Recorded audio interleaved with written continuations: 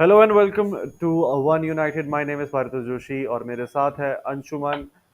और आज हम बात करने वाले हैं एम्प्टी ओल्ड ट्रैफर्ड के बारे में, मैनचेस्टर यूनाइटेड के बारे में, फ्रैंकी डियोंग के बारे में, कोडी गैको के बारे में और बार्सिलोना के बारे में। First of all welcome Anshuman.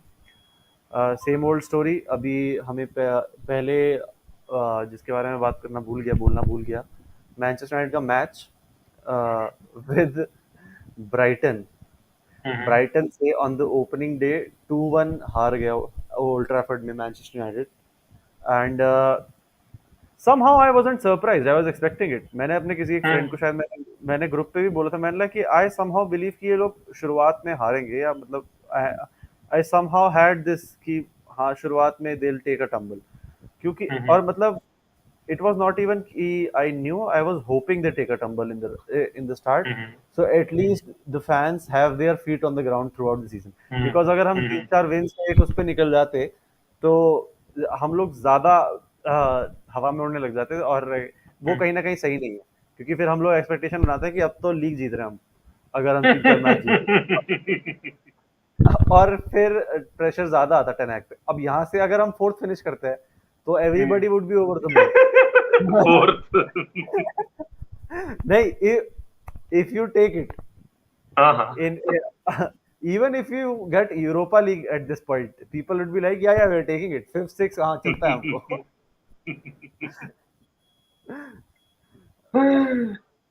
Joshua Chu is with us, and he's saying empty Old Trafford. Empty Old Trafford is trending all over social media. Social media has been quite the force in the past 2 days for Manchester United fans all over the world, because the protests earlier were limited to to near the Old Trafford, to Manchester, to the local fans. They were able to make their voices heard in the previous seasons, but this time around, the past 2 days, what has happened is mostly credited to this online fan base, the worldwide fan base of Manchester United. We'll talk about this first. What do you think about it, Anshuman? Yeah, well, it's quite an expected reaction the fans are having, which generally I think it's a bit over the top because we have lost the first game of the season on the back of what was a very pathetic end of last season. So everything has just come up to boil. Then the whole saga, transfer sagas that we have been having in the background is not helpful at all because we have been going for Frenkie de Jong for the entire summer, knowing that he doesn't want to come. Cristiano Ronaldo, we have still in our ranks, despite knowing that he doesn't want to stay. And all of a sudden, when everything runs out of options, we are run out of options, we start getting linked with Adrian Khadio and Marco Arnautovic, which is not which is not pleasing in any way, shape, or form. So it hasn't been from day one in preseason. I've been talking about realism that this is a new hierarchy, this is a new manager. It's going to take a lot of time. If United end up sixth, I think it will be a great season for me. As far as I'm concerned, I just want Ten Hag to find a core, to find a style of play, to find a system that he can be comfortable with, to stabilize the dressing room and all that. So I'm not really remotely surprised with the reaction, and I'm not really surprised with the result as well. So you can talk about empty Old Trafford because at the end of the day, when you run out of people to blame, the Glazers are always going to be there because they're not going anywhere. So this is again one of those attempts to just get the players together, and it's also coincided with, and it's also inspired by the Valencia players, Valencia fans protesting outside the stadium despite while and not being inside the stadium against the Peter Yes. Lim ownership. So the fans are looking at this and going, okay, when they can do that, why can't you do it? But it's not the same club, it's not the same profile, it's not the same thing, and it's not feasible in a day. So hashtag empty Old Trafford. It's from a fan's point of view against the Glazers. It's quite a powerful message if you want to say that, but it's something that crumbles very quickly when you try to implement in real life. Because if you truly are people going to stop going? Let's say, okay, Manchester United is a community club. So there are a lot of people in the community who are genuinely not interested in investing in Manchester United by buying the season tickets or buying the jerseys. But the global fan base, eventually, there's always going to be out there someone out of these 600 million or so fans that United reportedly have who would want to be at Old Trafford because that's their once in a life dream. So, Yeah. so you can't immediately get this thing going. The fact that United were able to protest so vociferously when the whole the Super League thing happened was big enough. Yeah. But this is something that is going to take time. Look, whenever we talk about United's problems, you always talk about that. Remember, that at the end of the day, Glazers are the issue. We can talk about the managers not being adequate, the players not being adequate, but that is where the problem begins. And a lot needs to change for them to start thinking that okay, maybe we should start doing differently. And I don't really think that they have that in them. So there's only a certain we have a ceiling as to the kind of success that United can have under the Glazer ownership. It can make us competitive again, but it requires a lot of changes. And while I think that hashtag empty Old Trafford can go someplace, I don't really think it's going to bring that much of a change immediately, at least in the short term. Hashtag empty Old Trafford can go someplace. I don't. Yeah. So, talking about empty Old Trafford, at the start I said that more of I was more of the opinion that we were bound to lose the first game, or some kind of setback is to happen at the start of the season. And I think your thoughts would be similar regarding that. That you also believed somewhere down the line that United were not capable, especially with the injuries the squad had sustained. Even the preseason squad that played for us, that combined well, wasn't there properly. So I think you must be of the similar opinion. Yeah, I mean, well, look, this is a match United could have won. They haven't. It's not a shocking result. This is the kind of match, the performances we are going to have quite a lot, Brighton is a good especially in. team. People forget that Brighton are a good team. They have been giving us a Yeah, yeah. tough So, for the so there past are season. very understandable reasons as to why things happened the way they happened. It's just that the frustration keeps boiling over, and people need to find a way to just channel their anger at something. So for the first 16 matches going into the World Cup, United are going to have a lot of these performances. If there's going to be any kind of stability, it's going to happen towards the last end of the season, towards the business end of the season when something maybe comes together. Right now, what you need to keep in mind is that the main 4-2-3-1 that Eric Ten Hag had been playing in the preseason was not available for him. That's not a plan he could implement because immediately Martial was injured. Ronaldo had not played the entire preseason, and he really needed to be on the bench for him to even send out a message. So he could not start. So he had already very limited options. Now, in theory, could he have done things differently? I think he would admit that okay, maybe some things could have done differently. It was a home game in front of the fans. He wanted to keep things safe. So he went with the McFred defensive pivot for the same reasons Ragnick did before him, and Solskjaer had to do most of the time because there aren't any straightforward defensive options here. And people in retrospect, it's very simple to talk about. Okay, you could have thrown Zidane Iqbal in there, you could have thrown Charlie Savage in there, you could have thrown anyone else in there. You couldn't have thrown anyone in there. It's the first game of the season, and that is what he's trying to do. He's trying to play it safe, and playing it safe is having these two defensive midfielders who already gets a lot of abuse, which is not warranted. Like it's one thing saying that okay, the players are not good enough. Okay, the role McTominay is given is not his role, so it's not going to do a good thing. So that is fair.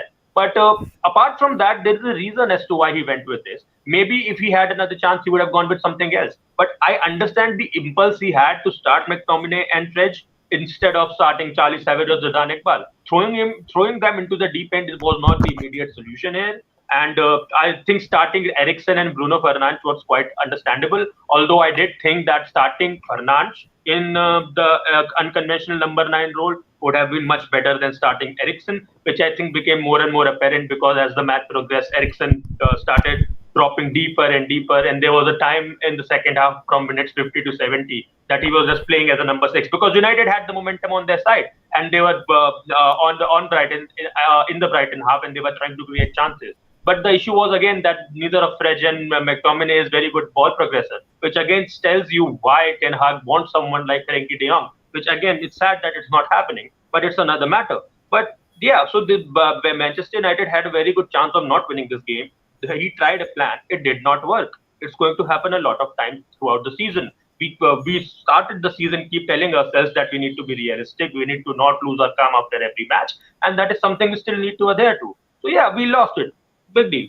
And the funniest part for me in the match was that the first goal, after we conceded the first goal, the commentator went surprise, surprise. And I kept looking around myself and I was like, surprised at what? That is Quite a very yes. United goal. Luke Shaw was not marking his man at the back. That's what Luke Shaw does most of the time. So it's a goal that we have conceded time and again in big stages and small. It's a very difficult goal. There is no surprise here. You don't need that. So, but that is what the Manchester United narrative is. It's a big club, so everything has to be sensationalized. But yeah, the goals that we conceded were typical. They were green shoots of the things that Ten Hag has been trying to do with the players, and it's just a match that did not go in our favor we, because it's the we first played some match. It patches. becomes problematic. It will happen. We played some patches well. We played well in some Yeah. patches, and there were times when I think all of us were hopeful that United would come back, especially at the start of the second half when we came back strong. We scored a goal. I think it was the 69th minute mark when we scored uh, through an own goal, but it was bundled into the net. Uh, I This is a game which could have gone either way. If United were under Solskjaer and motivated, and this was the final leg of the season, we could have turned around and made it 3-2 in the final minute with a Bruno penalty. But that wasn't to be the case. That wasn't to be the case, and uh, yeah, I think United fans just need to realize that this is a long season. This is going to be a tough season, but if there are shadows of what United could be, and I think which will happen, this is good. This is good that people are seeing for things as they are. This is good that Eric Ten Hag is trying to emphasize his philosophy on the team. This is good that some changes are incoming. And it's also good that people are frustrated of the Glazers. It's also good that they are making their voices heard. But what is not good is that fans can't expect the team to suddenly come around and win the Premier League. Yes, we had a decent shout at the starting of the last season when Sancho, Ronaldo, and Varane transfers were made. We believed, okay, we have finished second. Maybe we'll go on and challenge for the title this time around. But logically, some signings didn't make sense. Logically, some signings that were to be made haven't been made for almost 3-5 years now, or more than that. So it's just a matter of time before this was to happen, and it's good that it's happening, and we are not being absolutely smashed around by teams like Brighton, because Brighton is a team that can smash around teams which play below average, and United are playing below average for a while now. It's just that I believe United can do a lot better, and that will turn out to be the case when we see this season move forward. I think, especially with the Liverpool game, because I think we'll play well against Liverpool, we'll be able to realize that we are a lot better than we made us. The result made us look against Brighton, and I think Brentford game was also a good opportunity for the players to prove that this is not the same, because things are changing. We have seen this in the preseason. Things are changing. It will take its time, but I think, and I'll say this till the end of my life, that football fans are fickle. One result can turn the tide in the favor of the players, the coach, and everything. And the first result didn't turn out in his favor. Although in the long run, I think it's a good thing that United lost against Brighton. Yeah. Uh, Like it doesn't help Ten Hag, and he wants to win as quickly as he can. So the match against the Brentford one also is not going to be an easy one. But he needs a win for his sake. Otherwise, the fans will start clamoring on him as well. Because suddenly, no one wants McFred to be around. Despite not really wanting to understand as to why they are being played. So yeah, it's happened. He needs a win for his sake, and I hope he gets one. But yeah, agreeing with most of what you said, that this is a long season and we need to be realistic. Yeah, so we'll just quickly cover a few things. We have talked about the big thing that we needed to cover. There's a shout at Lisandro Martinez being used as a CDM, uh, and I think there's some value to it. I'd like to get your take on how you feel about it, because from what I've seen in the first game, he is a lot more confident on the ball than both McTominay and Fred. I'll say even Bruno at some point. He looks more confident in receiving the ball, especially defensively. Hmm. He is one of those players who can carry the play forward from defense to forward line, and I think it's a decent shout. if Rafael Varane could be used as a pairing to Harry Maguire in at the centre back positions, could Eric Ten Hag use Lisandro Martinez as a CDM? So he can. The short answer is that because Lisandro has played that role in the past as well. I think he necessarily wanted a left-footed centre back who could be progressive on the ball, to be the left-sided centre back. So that is the priority that he wants. But if he runs out of options, if he doesn't get the midfield reinforcements that he's asking for, so the desperate times will call for desperate measures, and in that case, Lisandro Martinez could become a short-term number six for us in the long term. Because He will Lisandro not Martinez be. is very good from what I have seen. Because I have not seen much in his Ajax jersey. I have seen little glimpses of it. From what it looked like, he looked a very confident player. He looked like someone who belonged to the Premier League. It's just that the tall strikers would get the better of him at times because of the height issue. That was evident when Danny Welbeck came forward and he was able to win aerial battles at times. And that is going to happen. So there is a shout at the CDM spot. I think you also believe that. Yeah, I do. But I think that the height thing is as likely to cause errors as playing out from the back does. And managers do it Yes. countless times because they want to play a certain way. So when you play a certain way, you have the disadvantages and you take those disadvantages on. There's nothing you can do about that. So yeah, that height issue occasionally will have us I united think on the if back front. But I think the stronger we get in time, it will be far fine. And number six, he can play, yes, totally. But I think if we are going to have a centre back alongside Harry Maguire, it will be Victor Lindelof if available, and not Rafael Varane.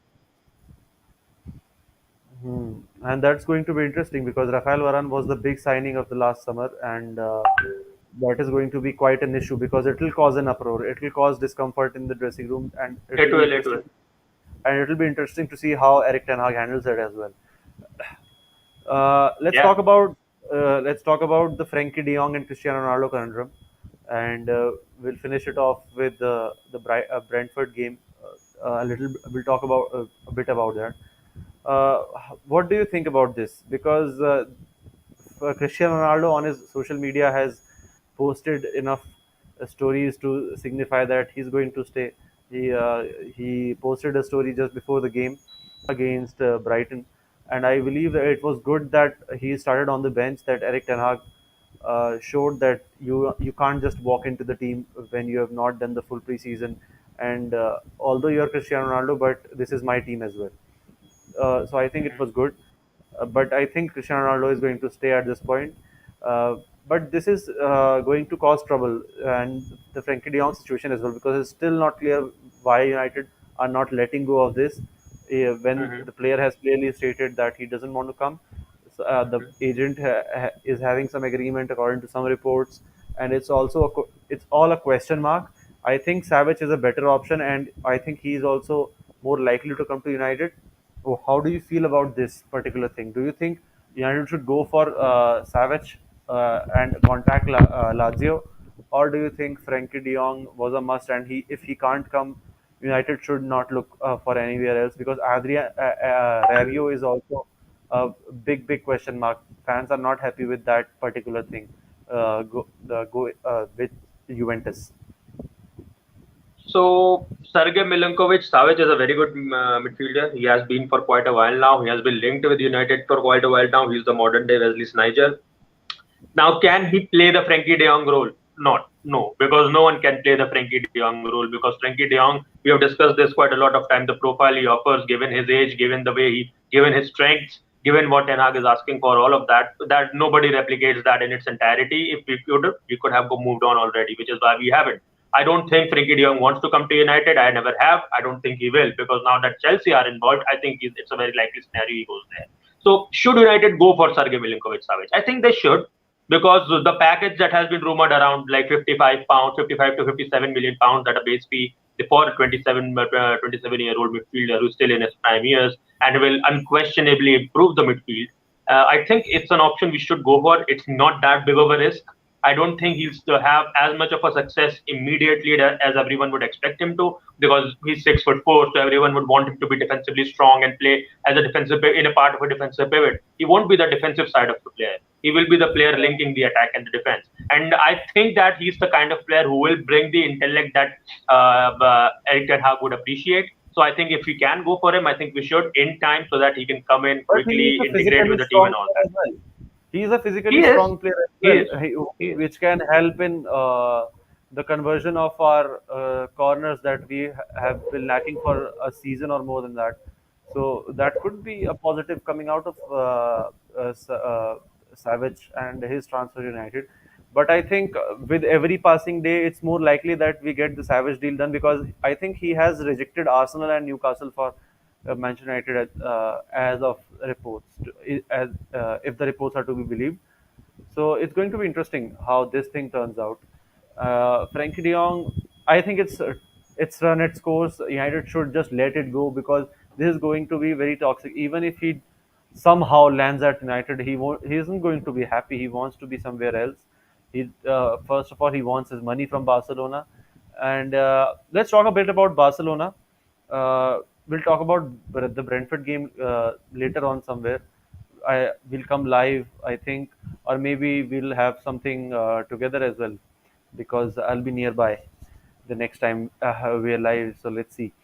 Uh, we'll talk about Barcelona for a while, and then we can call this stream a day, because the way Barcelona are handling their transfer this particular window, it's outrageous at some point. Uh, there's some logic to it that they have collect their funds in a manner in which they believe that this window will transform them and uh, get them titles. But if they don't, even if they register these players and they don't get titles, do you think they'll be able to have more transfer in the coming window? I don't think so, because they desperately need to win the Champions League, I think, in order to sustain this kind of behavior in the transfer market.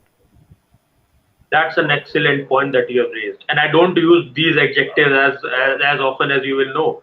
And that is something that I've been thinking about for quite a while, because we have discussed the players thing in the past. That if Barcelona, the thing that is now coming out of the club right now, that they are telling the players that okay, there has been criminality involved in these contracts that you have been offered by Bartomeu in the past, and so the ways in which they are being asked to just completely resigned their previous contracts, just gave up all these wages that they are supposed to be paid.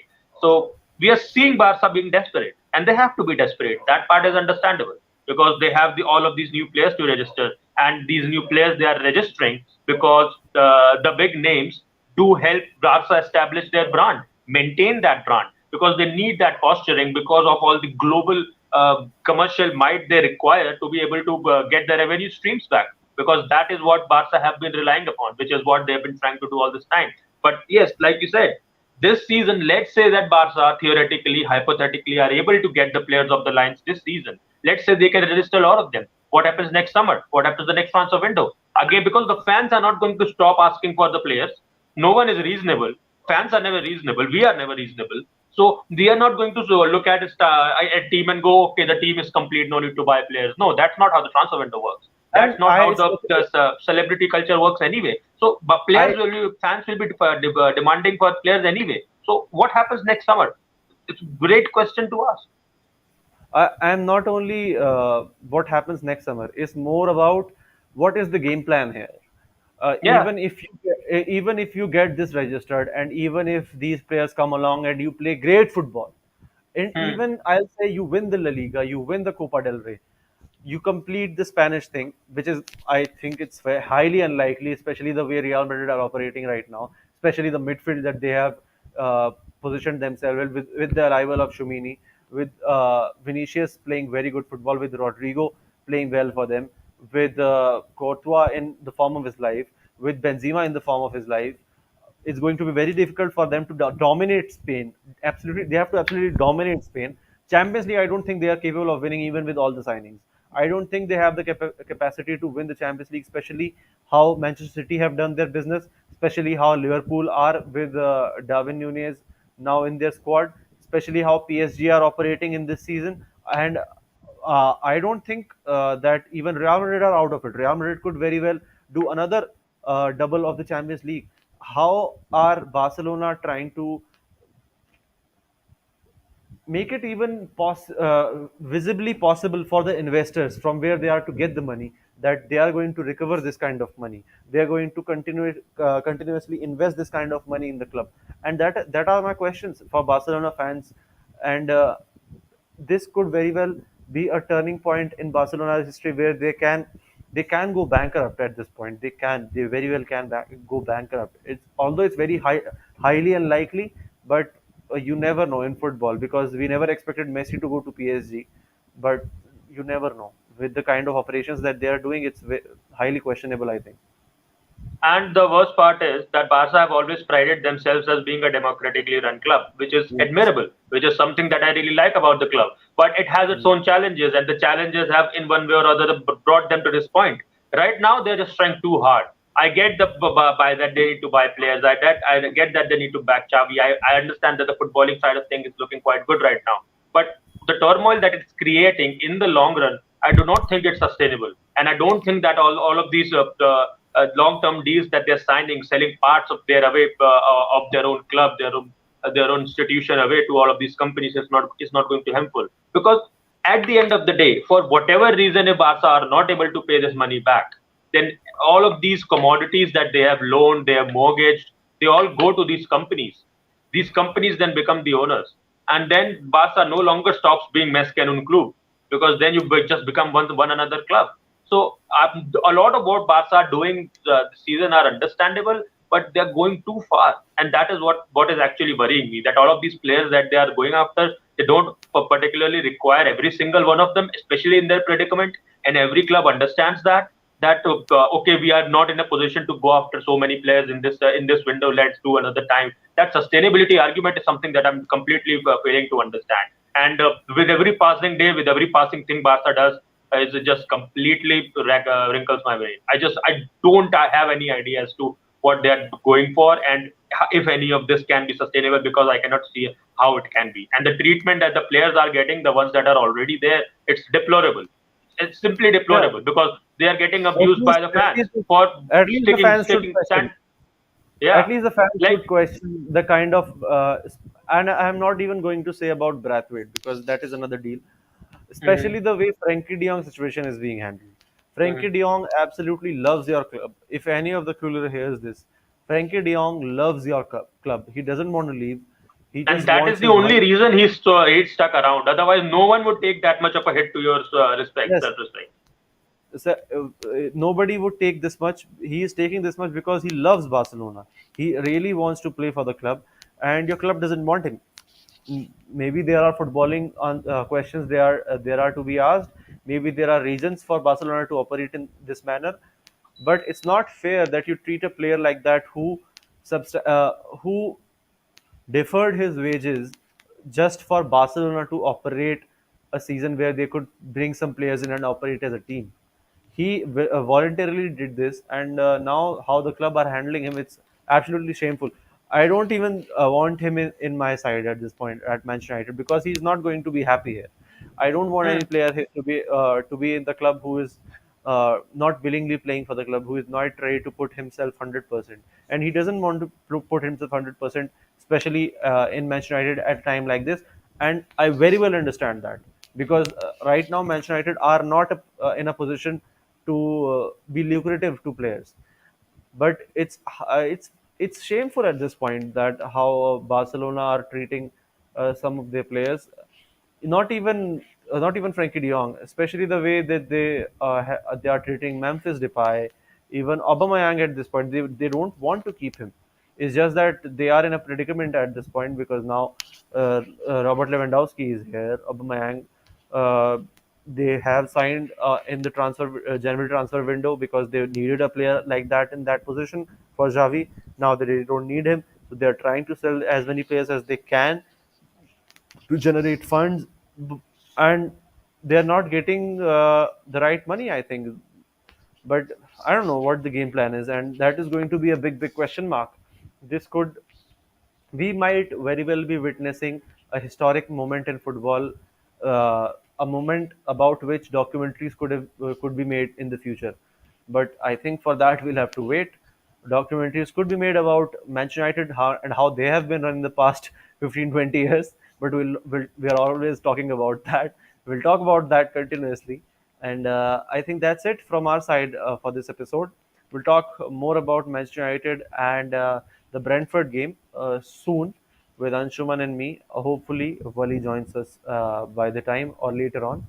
We'll talk about it. We'll talk about football and more Manchester United. See you guys very soon. Thank you for sticking with us. Bye bye.